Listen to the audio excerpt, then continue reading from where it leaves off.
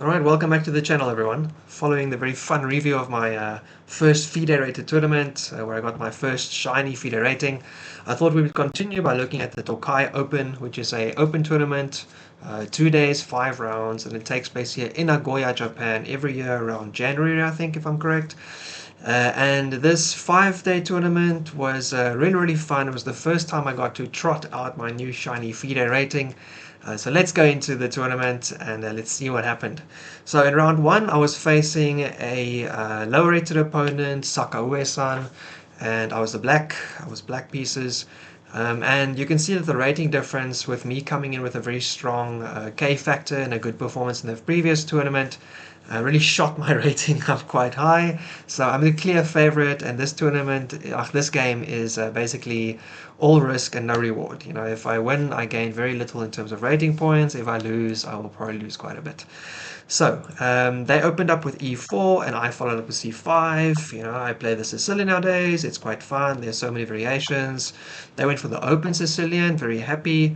And here they played d4. So thank you very much. We continue on.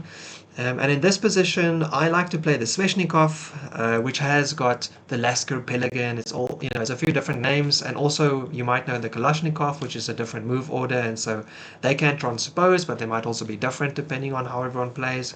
So I continue with knight f6, and they continue with knight c3, standard moves. And here I play e5.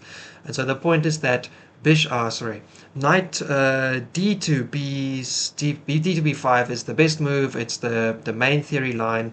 There are obviously other moves as well. Knight to f5, knight to f3, and knight to b3 are all moves that are playable. I don't think anyone would ever play e2 really, I guess.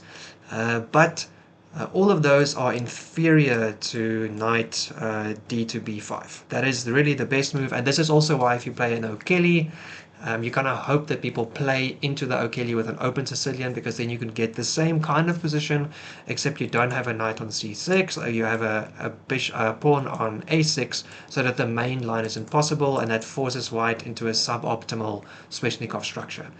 In this position, though, my opponent did not play the best line. I don't believe that they were super familiar with this opening, and so they just retreated their knight to f3, and this is called the Lasker-Pelikan retreat variation.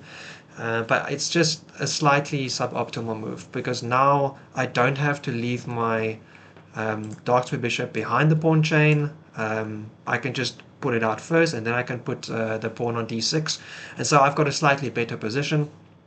Also, normally, actually, in this position, d6 is not the best move. Black can actually go straight to d5 and break open the center, because white has got a little bit of a more passive structure.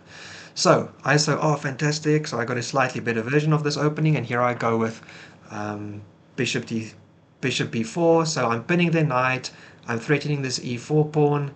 And now they have to react, and there's a few ways they can react, right? So they can try and break the pin, or they can maybe try and protect the pawn with another piece. They can also use their queen, but quite likely they'll end up using one of their bishops instead. So that's really, the two normal ways that people react in this position. So they did react by defending the pawn instead of breaking the pin with the dark square bishop.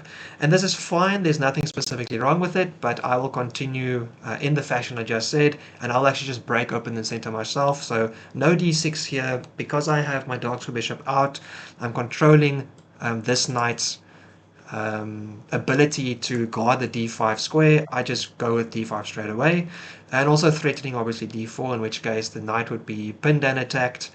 And maybe it's not a great situation for white, because even if they end up playing a3, it'll mess up the pawn structure on their queen side, and that'll kind of be a win for me in the long run. So they take the pawn, and then I take back with my knight. And in this situation, I'm obviously putting double pressure on their c3 knight. So you can see how the slightly passive line that white took with knight f3 earlier has given me some more initiative. So I'm super happy. Speaking of, actually, I had a big cold. I was very congested coming into this tournament. I got onto an early train to ride in for the day to Nagoya. I was going to stay the night there, but it was really cold, because it's, December, January, February is winter in the northern hemisphere. So very cold, and Yeah, I was kind of sick, and this was after like heavy COVID. So obviously, I'm still trying to be careful, but it's not not that serious. No one's going to kick me out for being slightly sick. I don't have an intense fever. I'm just super stuffy. I can't really focus that well. So maybe I should have picked a more calm opening to play. But I was playing the stuff I like to play. Anyway, so I'm happy, but not on my face. I feel quite terrible playing the game.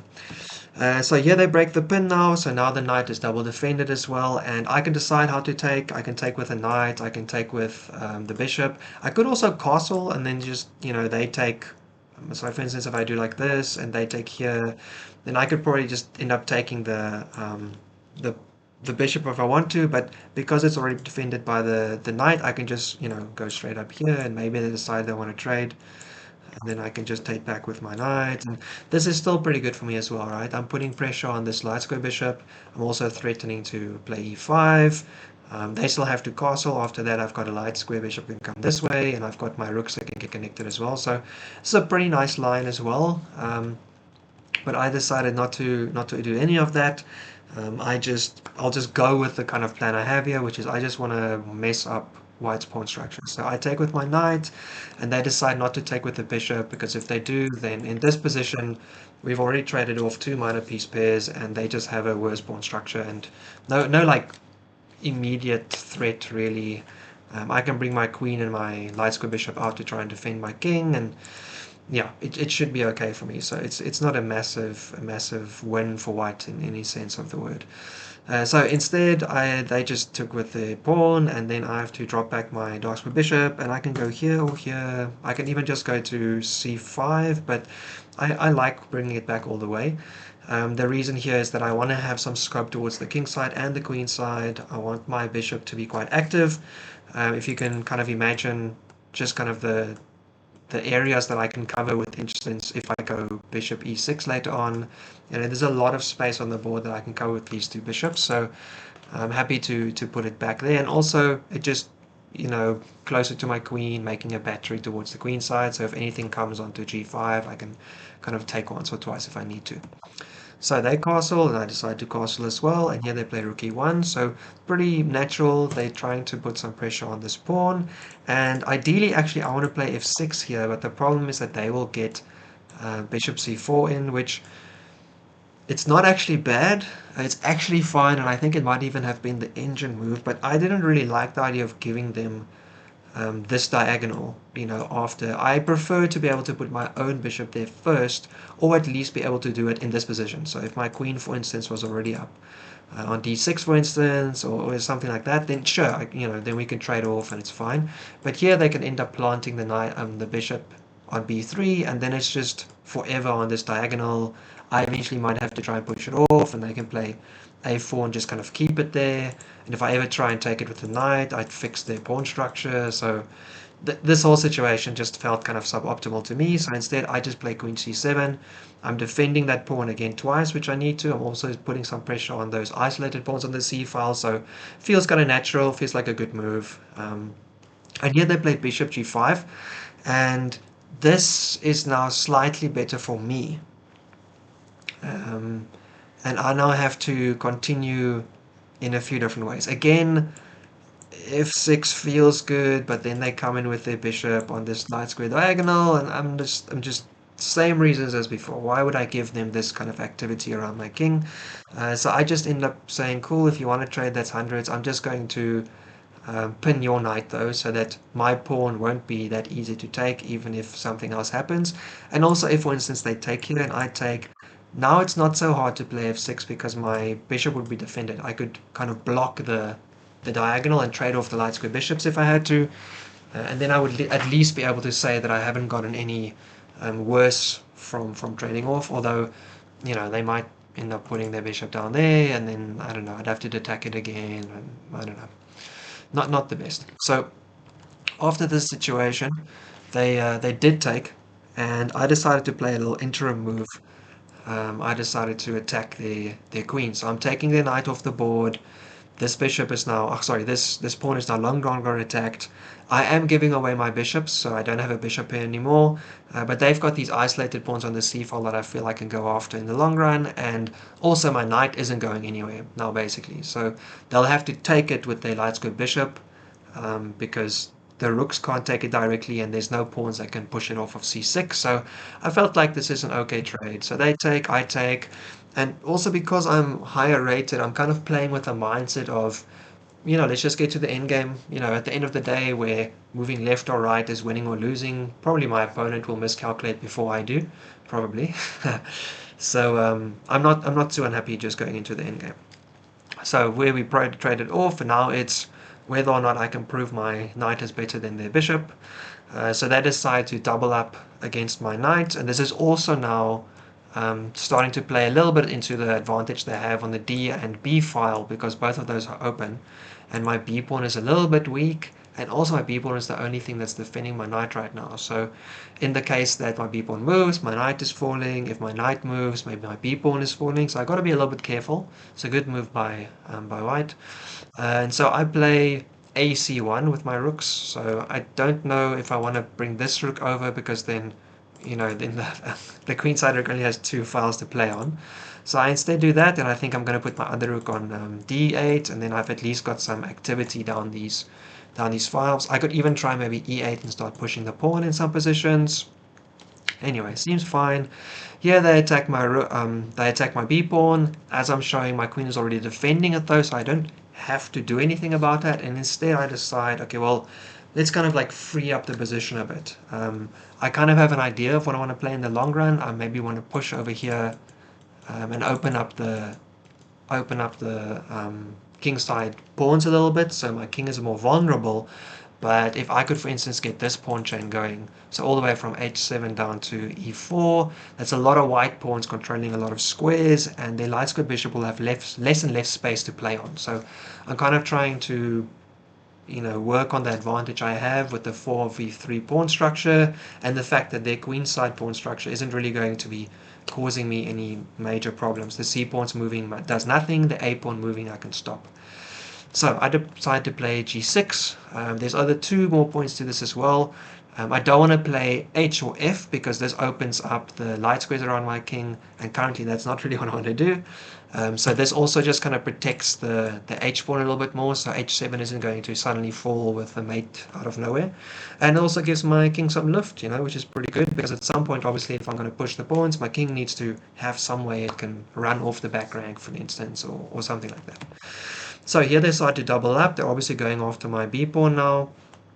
And I'm a little bit unsure how I'm going to defend it, but I figure I can probably just put this rook over here, and they can defend both the pawn and the knight.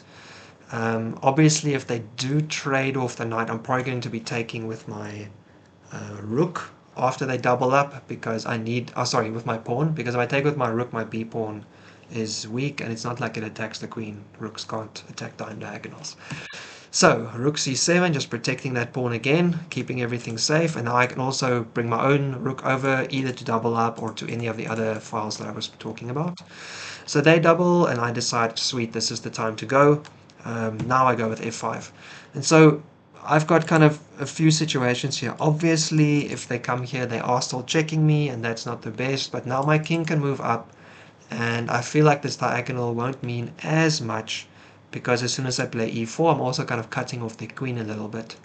And then I can try and, maneuver around to make it difficult for them to connect their queen to the queen to the queen side, and also kind of get a bit more control in the middle of the board. So I want to kind of like split things up and make it harder for them to coordinate and attack with all their pieces. Alright, so they didn't actually go for the check at all. They just take my knight, and fair enough, I'm okay with that. The thing that it does is that it forces me to double up, to isolate my own pawns, because if I take with the rook, then obviously my b pawn is weak. I can't defend it with just the queen, and there's no intermediate move that really helps me too much. Like if they take here, I could, for instance, fall back, and maybe they force a trade, but then they can bring their rook in again. So after this, I don't know, maybe I have to go over here to defend my pawn, or maybe over here to defend my pawn. Or maybe I go here and threaten mate, so they have to react to that first. But Yeah, I don't know. Oh, sorry, hang on. I'm kind of hanging my queen, right? So maybe I have to go here to kind of force that. I know, can't do that either. Yeah, I can't do it. Never mind. I'd probably just have to go here to defend the pawn. So it's not a great line for me. I just decide, fair enough, I'll put that like there. And then obviously I'm still guarding the square itself, so if they infiltrate, I can take. So that's not going to happen. So here they decide, okay, cool, they're going to start to bring their queen around. It didn't have any specific way to get in here, but it could get in on the other diagonal. And I also have to be careful they are going to get this check, although the check itself doesn't look like it really matters that much anymore. Pieces are less. My king has sufficient space to run around. Yeah, I can do this if I have to. I can move a queen into the line of fire to kind of force a trade if I have to. And if, for instance, the queens get off in this position, I don't think I'm doing much worse, right? So obviously here um, the the back rows for me are protected, and I can double up my rooks if I have to, and my king can come in. And again, I just have a 4v3 on the king side, which hopefully I can convert into some kind of advantage later on. So I decide to bring my rook over to be more active on this file finally, and after this they bring their own rook in, and now I have to decide what to do. So I can take, I can kind of do nothing and just take back with my queen. I can move my king up to just get out of the pin to start with. I can move the other rook around if I want to. There's a few moves to do, but I decided I again don't really mind trading down further towards the endgame. I feel like if anyone's got some chances here, I do, because those double C pawns don't mean much, and I have a majority on the king side. So I take, they take, and here I move my king up. It's similar-ish to if I just moved my king up first. So for instance here, if I just moved, they take, but then I have to put my queen on the back, which could be useful, could be a good move, but not necessarily. I don't know where exactly I want my queen, but I figure having it be a little bit more active in this way seems better. So I just take once, they take, come back, and also this pulls their rook forward, right, which I feel is maybe good because their back rank is still a bit weak. So in this position, they bring their rook back, which is good because I had a double attack on some of their pawns. And also, if that didn't work out, I could also come back here. So I don't know, let's just give them some incredibly silly move. Um, I don't know. Here, so I'm threatening a potential mate situation here. I'm also threatening both these pawns. And even if, for instance, that was not my incredibly terrible move, so I honestly don't know what else to give them. The point would be that I could potentially get in here and then also take if they block with their queen. So just a good move by them just to bring their rook back and defend everything. Makes it a bit harder for me to figure out what to do, but I do have some ideas. And one of them is I'm just going to improve my pieces. I'm going to put my queen now on that position where I can take both the file and one of the aggressive diagonals. I'm also thinking that at some point I want to move these pawns, but I'm not sure exactly when. And if I move the e-pawn, I don't want kind of f3 or something to undermine it and make it difficult for me to keep the pawn supported without my queen kind of being in the wrong position. So feels good, seems like a good position. And here they played king f1, which I guess is okay.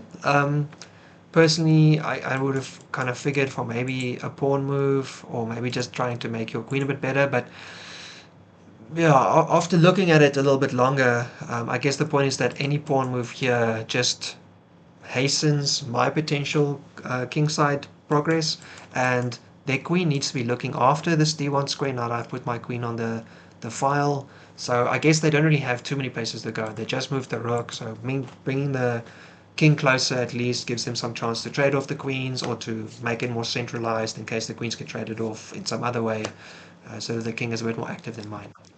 So here I finally go with my fancy e4 move that I have been threatening for the last few moves, and it also opens up a nice diagonal for my queen. So my queen is getting more and more active, and this is really where I'm going to get my first big chance in this game, because I'm going to get a situation where my queen might be able to infiltrate or something like that, and it's all due to the fact that I'm kind of slowly making my pieces active, or at least my queen, because my rook is doing almost nothing, but it's keeping my king safe.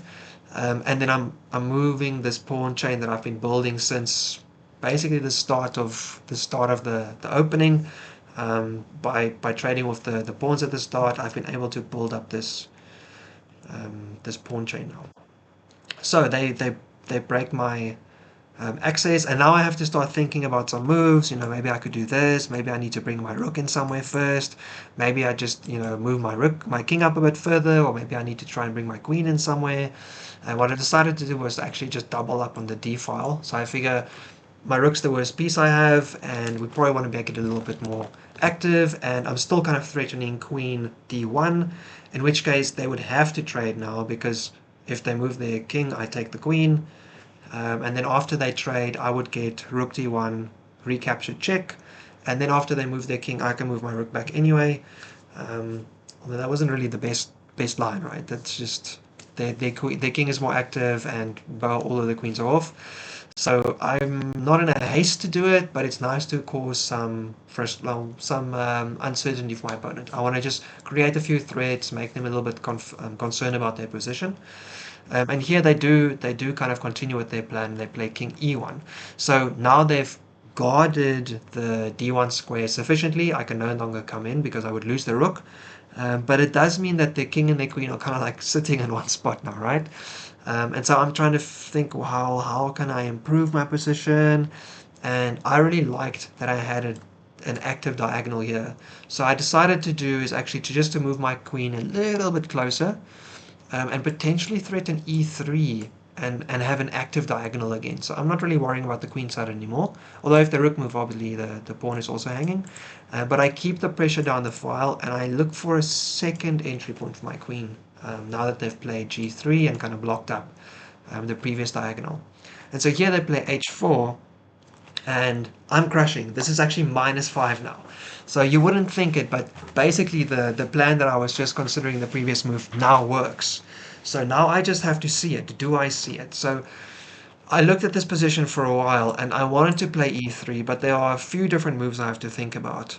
There's queen d3, which I wasn't sure about, and then there is fx, which I wasn't completely sure about, but the main one was f3. If they play f3, I really didn't know what to do. Because in the other positions, even if they take my pawn, if it's just a pawn sack, it opens up the diagonal that I wanted to use. If they move their queen, I could win a pawn potentially. It just, there are options here that would make something potentially good happen. But if I played e3 and they play f3, I had absolutely no idea what to do. Actually, there's two things you can do, but I didn't see it during the game. The one is that you can play f4 and you can continue trying to break open the position. Because if they play here, I can still try and open things up. I can try and open things up with h5, for instance, because if they play down, then I'll be able to get my queen in through the gap that they create. If they don't, I can take their pawns. There might also be an option here to not play f4, but to play queen e5 and just go back to the previous diagonal, because now that they've moved both the f and the h pawn, that g pawn is weak again, and they can't protect that while also attacking my e pawn, and I'll have rook d6 after this, which could be pretty catastrophic for them, right? Because my rook will be protected by the pawn, and after they have to move their queen, I might be able to get my queen back on the file and put some pressure down. Unfortunately, I just didn't know in this position here. I couldn't see it. I couldn't focus enough. I couldn't calculate all the potential variations. And so, to avoid making everything too complicated, I just played h6. And poof, there's 5 points of difference of evaluation gone. In this position I'm -5, in this position I'm like minus point something. So very unfortunate, because I was building towards this plan and I saw it, but I couldn't pull the trigger. I was too worried that there was a mistake in my calculation and I would just be sacrificing a pawn, and then things look very bad all of a sudden. Yeah, it was very unfortunate to me that I didn't see that. Alright, so that was my first chance, and unfortunately I messed it up. But the game isn't over, right? So they play c4, which is a mistake. They should actually have just kind of moved their rook back maybe and tried and retaken the d file, or at least like get the pressure off, because if they can get their own queen into my position, then my king is completely open, right? The reason why this position works for me is because currently I'm the one attacking and they have to defend. If they can turn the tables on me a little bit, then my king is massively exposed. So, yeah. Anyway, c4. And the way I should have continued here was apparently queen apologies, queen e5, just getting onto the diagonal again. But I don't know. And then also I can also bring in my rook potentially, and I think the main idea the engine wants to do is actually just to try and open up this king side again. But I wasn't so sure. The thing that I think I missed here was that I didn't realize I have two checks on the king. So if the rook moves back to protect the diagonal, to protect the back rank, I have c3 check, and then I can bring my rook in. So actually this was actually still a pretty good move. I ended up just playing my queen one step forward again, d5, sorry, d4. And so again, I'm better. I'm better here, I'm better here. I'm seeing that diagonal. I just looked at it the wrong way. Instead of going to e5, I went to d4 instead, but it does make a slight difference because the options to the king side are not really available in this position. So here I play up and they play c3, very natural. And now I've kind of moved my queen just like this, like up a little bit the whole time. And I decide I'm going to continue and I'm just going to put my queen on d3. And now my what's my advantage is gone. It's just all zeros.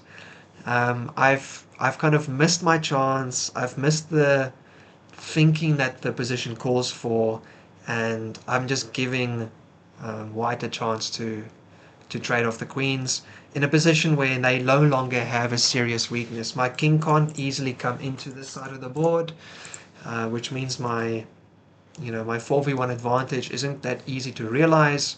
And although I will have this file, if I decide to take with the rook, for instance, they'll also be able to come back and take my a pawn, so they'll have an outside passer. So it's not so great. So they do take, and I decide, oh, hang on, whoopsie. Well, I realize I can't take with the pawn, obviously, because if I do this, then they come here, and although I can take this pawn and threaten everything, their rook is very, very active, and the back line for me is very, very weak. So instead, I figured, okay, cool, I'm just going to take with the pawn. I at least have a protected passer, although it's protected by a rook, and it can be barricaded with their king, which they do immediately afterwards, king d2. And now white is also doing fine. I no longer have any immediate pressures I can do. I'm guessing I could try and move my king up and try break down their king side, but they obviously will have some activity with their rook. So yeah, I've kind of like squandered my opening into middle game plans because they did come to fruition. I did create that advantage, but didn't quite get it. All right, cool. But we're still going for that endgame, right? That was the total point. We are going to the endgame because we think we can probably outplay our opponent in the endgame. So I'm coming in, and this is not the best move, but thankfully they also don't know exactly what the best move is, so they move their rook back. They want to come around and just kind of take this pawn. That's basically what they're thinking about. All right, cool. So here I am. I'm trying to break open the position. I'm still trying to break open the position. If in this case, for instance, I take and they take back, I still can't come in here. And after I move up, I'm trying to defend, but I just don't know if it's gonna work. Like I don't know if I'm gonna be able to get in here in the right way. And I'm kind of scared that I let their rook just run around freely and collect the rest of my pawns. So yeah, I didn't do this. They didn't take, and I decided, oh cool, I'll continue by attacking backwards. This also allows my king to come in, right? Because originally the point was I have an extra pawn, which is now barricaded, but I still have my king being active while their king is kind of chilling out. And this pawn also blocks their rook from coming to e3, so I'm slowing their plan down, which I feel that's pretty good, right? So here they come to e4 instead, and here comes my king. I would love to, for instance, take and walk in and then just keep on taking all their pawns. They're not going to make it that easy for me, obviously. And here they play rook d4 finally. And now I can give up the file and my pawn. But their rook is very active, and these three pawns are very weak and hard to defend together. So I decide to kind of grow for broke, and I do a little in-between move, thinking, okay, maybe end game, maybe this is where they go wrong. If they take, I can just push past, and they can't stop me from promoting. But my opponent doesn't fall for it, they take back, and now I can't move my king forward, right? It's been cut off by the rook, so I go fight for, okay, you got it, you got me, you got my pawn, and I move my king in. So I'm keeping their king from coming in. I'm also getting closer to their passer now because obviously I only have one C pawn to defend against the D and C pawns that they have, which are connected. So I need my king in the middle now. The A pawns are on each other. The HG pawns are on each other. So it's only the middle pawns that mean anything at this point in the game. So here they play D5, and I have to be very careful. If I take and they push past, and I try to like run back, they gain a lot of ground with their king, right? So if for instance I don't play this, oh sorry, if I do play this way, then I'm busted. Like this is, I made a little triangle here. If I decide to move my pawn out of the way to get the direct access to their pawn, it's actually too late. They just promote. So I would, in this case, I would have to run after the pawn first, and then I can't go across because it's blocking me. So maybe I do this, and then I don't know. I have to like try and like okay, maybe we just here and here and do something here, and then finally they have to make a move. Okay, but this isn't very good. This could be losing even. I'm not sure, but probably it's a draw because I know what the endgame situation was that we were in. But I don't want to be the one with the king way back versus their king. That looks very dangerous. So instead, after this happened, I took and they took back, thankfully. So they also just probably being so much lower rated than me, just wanted to get the end game, which is equal. And well, what can I do? I have to take that pawn, otherwise it's running. So I take it, they take it.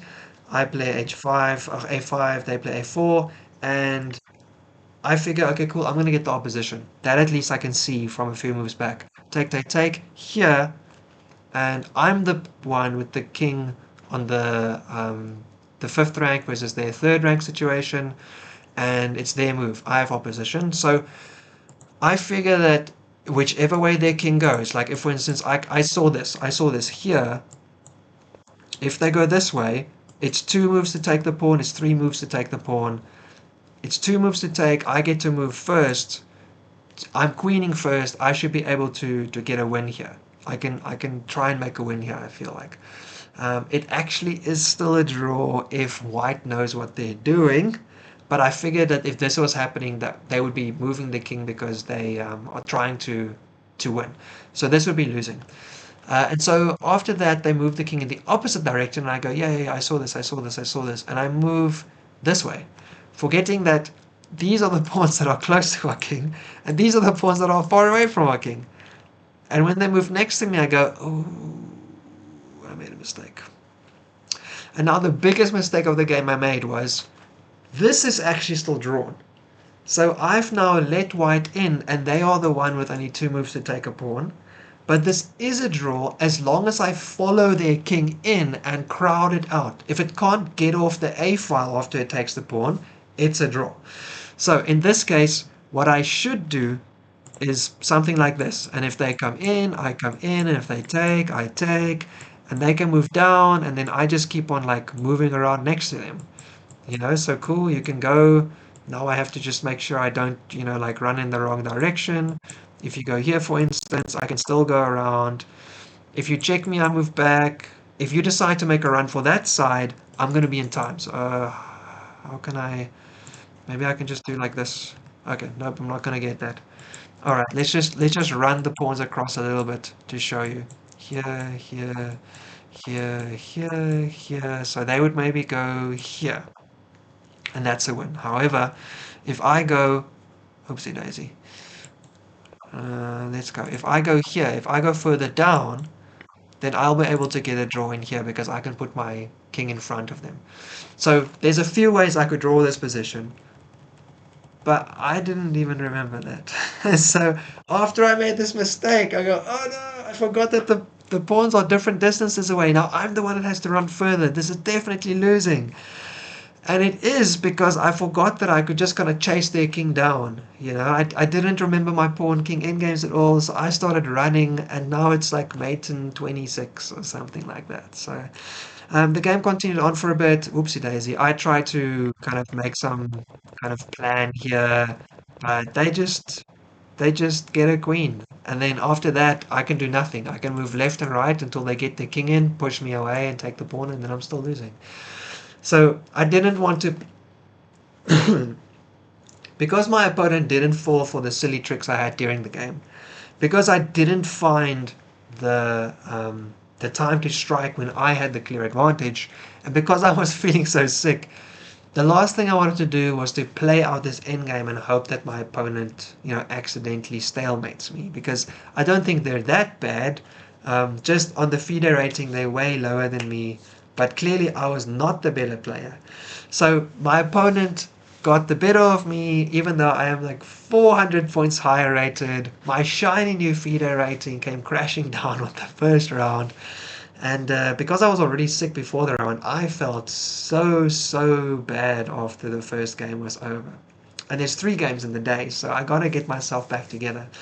So the tournament didn't start very well, but unfortunately, but fortunately, that was not the end of it.